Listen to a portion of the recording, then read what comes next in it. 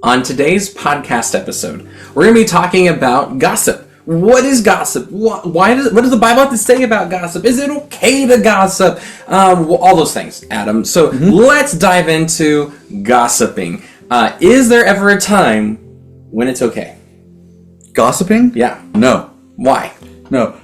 Because gossiping hurts and tears down, betrays trust, builds up pride. I mean, these are all reasons, right? Yeah. It hurts. Question really I want to start with, though, is not is there a time when it's okay? The question is talking about somebody to somebody else always gossip? Ooh. I guess that's a great clarifying question, because I think all of us watching would probably agree that gossiping's terrible. Yep. But somehow It tears down, hurts, all we're all really good at gossiping for people who know it's terrible. Yeah. So you asked, is there ever a time where just talking about someone else is always gossiping, right? No. If I'm talking about someone else, it's not always gossiping. Okay, so I agree with that. There are times it's okay to talk about somebody to somebody else.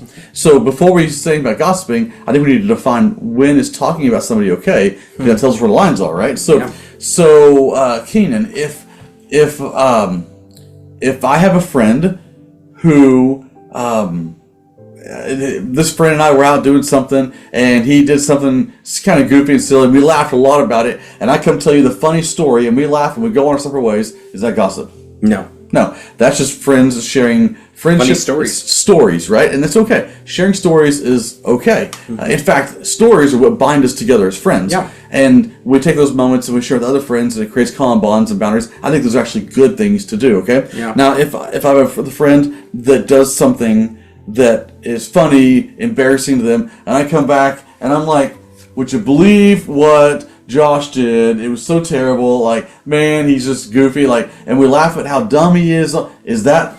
That's gossip. That's gossip. Yeah, because that tears down. I guess the response to that then is when we're thinking about what is gossiping, it's like, why? Like, why am I telling the story? I think it's kind of the clarifying question to when do I know it's gossip? And when is it just storytelling, telling the truth, having fun, sharing a moment, and sliding into gossip? I think would be why. Why am I telling it? Yeah, why am I? That's very good. If it builds up my pride, is it gossip?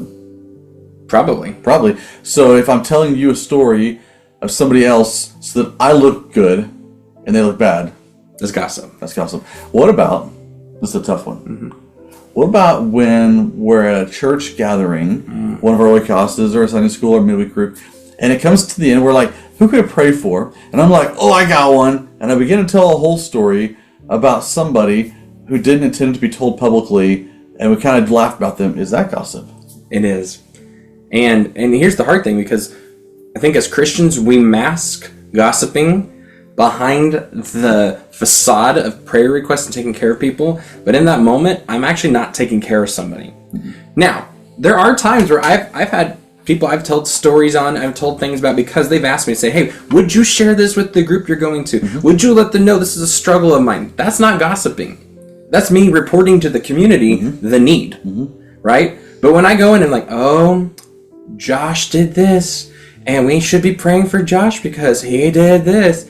And I tried telling him, but he's just doesn't listen. We need to pray for Josh to do that. Wow, I look awesome because I tried telling him the truth, you know? So we should pray for the Lord it is. And I just made Josh look like an idiot in front of everybody. That's gossiping. Yep, that is gossiping. Because it's not taking care of anybody, someone at the moment. It's just satisfying me. And so when it comes to prayer needs, this is one reason why at our church, at least, if you were to tell me or Keenan or anybody else, like, this is pray for this, I'm like, absolutely. I want to invest in you as a friend, in a relationship. We're going to do it. I'll ask the question to say, can I share this with other people or not? Yeah. Because I want you to get permission for that. Because if you don't, I'm not going to share it. So sometimes I had a thing a while back. Somebody told me something to pray for, and we walked away, and then they were mad at me because I didn't have it on the church official prayer list and tell everybody. I'm like, I didn't know if it was okay. That was private still, right? That's an important thing to know, right? So how do we find that line in a fluid environment in a relationship?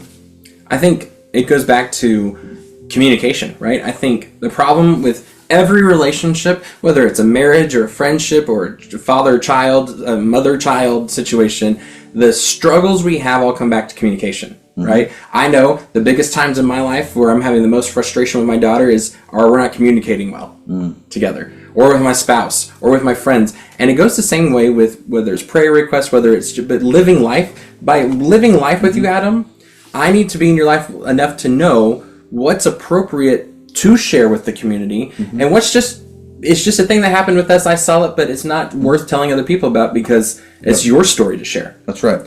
But if I have permission to share your story with other people, it's no longer gossip.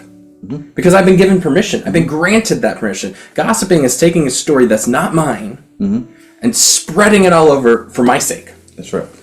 One more question I have about gossip that maybe you can answer.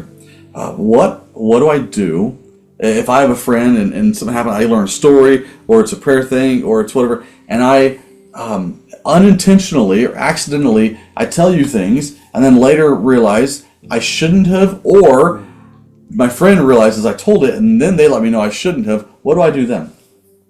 You have to do the hard work at this point. You have to do the hard work. I have to do it because I've done this before. And the hard part is going back to the person you spoke to, and you say, hey, I did not know. I made a mistake. I was not supposed to share that, and I really need you to stop sharing it because this was a private thing, or this because of this, or it was not my story to share. But I have to take ownership in the mess I created. And I think so often we live in a culture that hates consequences. And so we hate the consequences of choosing to say I was the one at fault. So it's always someone else's fault.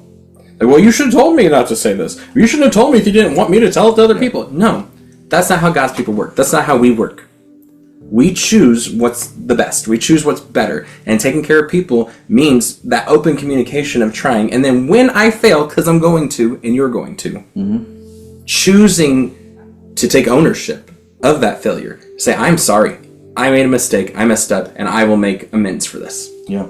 And this happens to us the same as to you, right? Just this past Wednesday, I'll confess that last Wednesday, somebody told me a thing, and then we parted ways, and I immediately ran to you, and I told you. And then late at night, I found out I should not have. And so I texted you, forget I told you, I should not have done that. And I went back and said, I'm sorry I told, right? Because we want to make sure we do those things. Those are the moments that we gain trust in. And people begin to know they can trust us with their stories and their friendship and all that. Yeah.